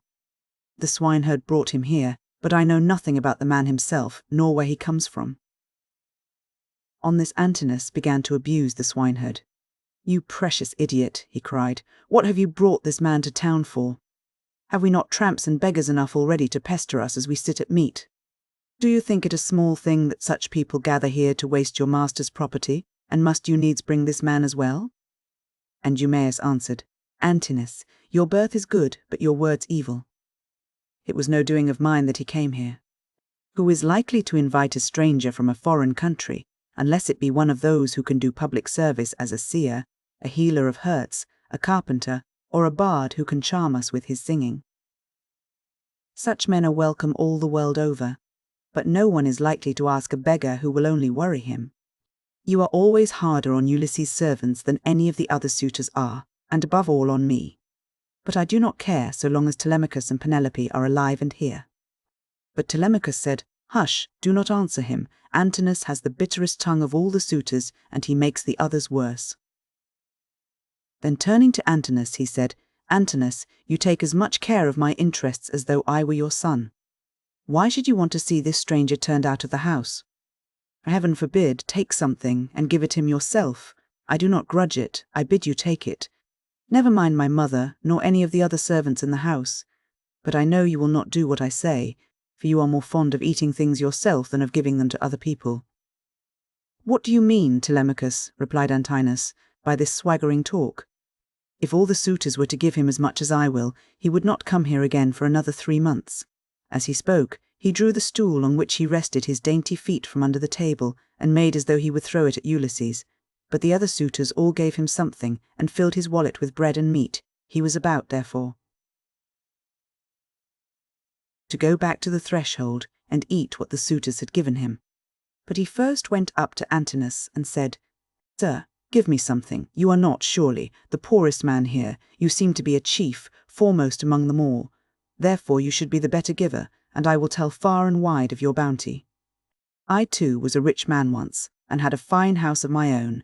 In those days I gave to many a tramp, such as I now am, no matter who he might be, nor what he wanted. I had any number of servants, and all the other things which people have who live well and are accounted wealthy, but it pleased Jove to take all away from me. He sent me with a band of roving robbers to Egypt. It was a long voyage, and I was undone by it. I stationed my ships in the river Aegyptus, and bade my men stay by them and keep guard over them, while I sent out scouts to reconnoitre from every point of vantage. But the men disobeyed my orders, took to their own devices, and ravaged the land of the Egyptians, killing the men and taking their wives and children captives. The alarm was soon carried to the city, and when they heard the war cry, the people came out at daybreak till the plain was filled with soldiers, horse and foot, and with the gleam of armour. Then Jove spread panic among my men, and they would no longer face the enemy, for they found themselves surrounded. The Egyptians killed many of us, and took the rest alive to do forced labor for them. As for myself, they gave me to a friend who met them, to take to Cyprus, Demeter by name, son of Eetius, who was a great man in Cyprus. Thence I am come hither, in a state of great misery. Then, Antinous said, what god can have sent such a pestilence to plague us during our dinner? Get out, into the open part of the court, 145, or I will give you Egypt and Cyprus over again for your insolence and importunity. You have begged of all the others, and they have given you lavishly, for they have abundance round them. And it is easy to be free with other people's property when there is plenty of it. On this Ulysses began to move off and said, Your looks, my fine sir, are better than your breeding. If you were in your own house, you would not spare a poor man so much as a pinch of salt. For though you are in another man's, and surrounded with abundance, you cannot find it in you to give him even a piece of bread. This made Antinous very angry, and he scowled at him, saying, You shall pay for this before you get clear of the court. With these words he threw a footstool at him, and hit him on the right shoulder blade near the top of his back. Ulysses stood firm as a rock, and the blow did not even stagger him. But he shook his head in silence as he brooded on his revenge. Then he went back to the threshold and sat down there, laying his well-filled wallet at his feet. Listen to me, he cried, you suitors of Queen Penelope, that I may speak even as I am minded. A man knows neither ache nor pain if he gets hit while fighting for his money, or for his sheep or his cattle, and even so Antinous has hit me while in the service of my miserable belly, which is always getting people into trouble. Still, if the poor have gods and avenging deities at all, I pray them that Antinous may come to a bad end before his marriage. Sit where you are, and eat your victuals in silence, or be off elsewhere, shouted Antinous. If you say more, I will have you dragged hand and foot through the courts, and the servants shall flay you alive. The other suitors were much displeased at this, and one of the young men said, Antinous, you did ill in striking that poor wretch of a tramp. It will be worse for you if he should turn out to be some god, and we know the gods go about disguised in all sorts of ways as people from foreign countries, and travel about the world to see who do amiss and who righteously. 146 Thus said the suitors, but Antinous paid them no heed. Meanwhile, Telemachus was furious about the blow that had been given to his father, and though no tear fell from him, he shook his head in silence and brooded on his revenge. And when Penelope heard that the beggar had been struck in the banqueting cloister, she said before her maids, Would that Apollo would so strike you, Antinous. And her waiting woman Eurynome answered, If our prayers were answered, not one of the suitors would ever again see the sunrise. Then Penelope said, Nurse 147, I hate every single one of them, for they mean nothing but mischief. But I hate Antinous, like the darkness of death itself. A poor unfortunate tramp has come begging about the house for sheer want. Everyone else has given him something to put in his wallet, but Antinous has hit him on the right shoulder blade with a footstool. Thus did she talk with her maids as she sat in her own room, and in the meantime Ulysses was getting his dinner. Then she called for the swineherd and said, Eumaeus, go and tell the stranger to come here. I want to see him and ask him some questions. He seems to have travelled much, and he may have seen or heard something of my unhappy husband. To this you answered, O swineherd Eumaeus, if these Achaeans, madam, would only keep quiet, you would be charmed with the history of his adventures. I had him 3 days and 3 nights with me in my hut, which was the first place he reached after running away from his ship, and he has not yet completed the story of his misfortunes. If he had been the most heaven-taught minstrel in the whole world, on whose lips all hearers hang entranced, I could not have been more charmed as I sat in my hut and listened to him.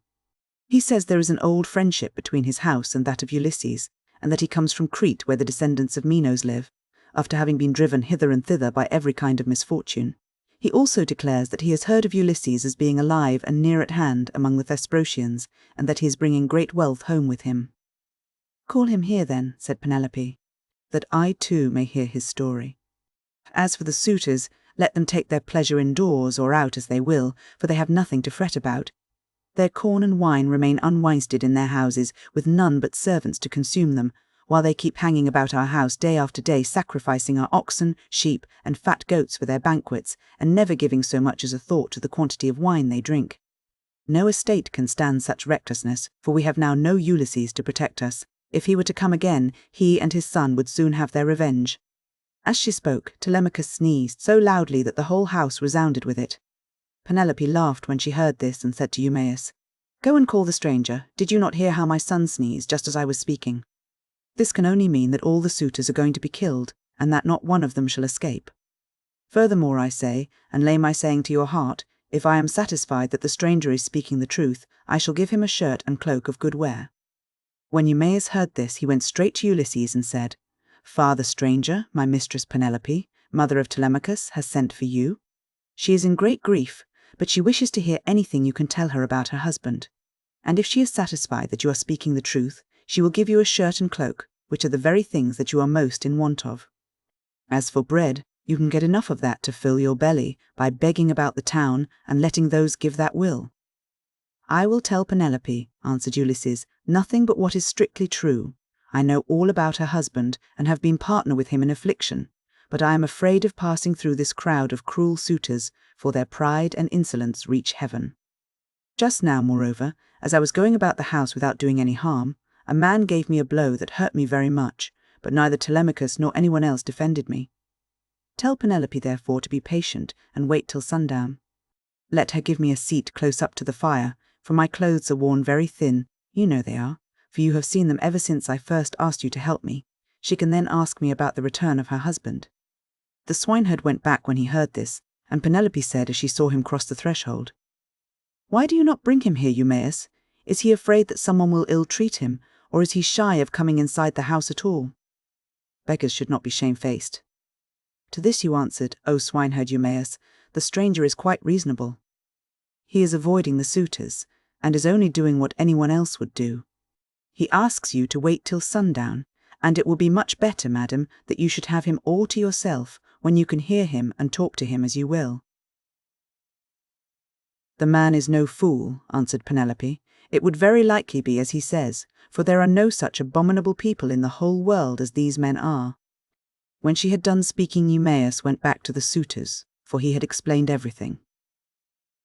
Then he went up to Telemachus and said in his ear so that none could overhear him, "My dear sir, I will now go back to the pigs to see after your property and my own business. You will look to what is going on here, but above all be careful to keep out of danger, for there are many who bear you ill will.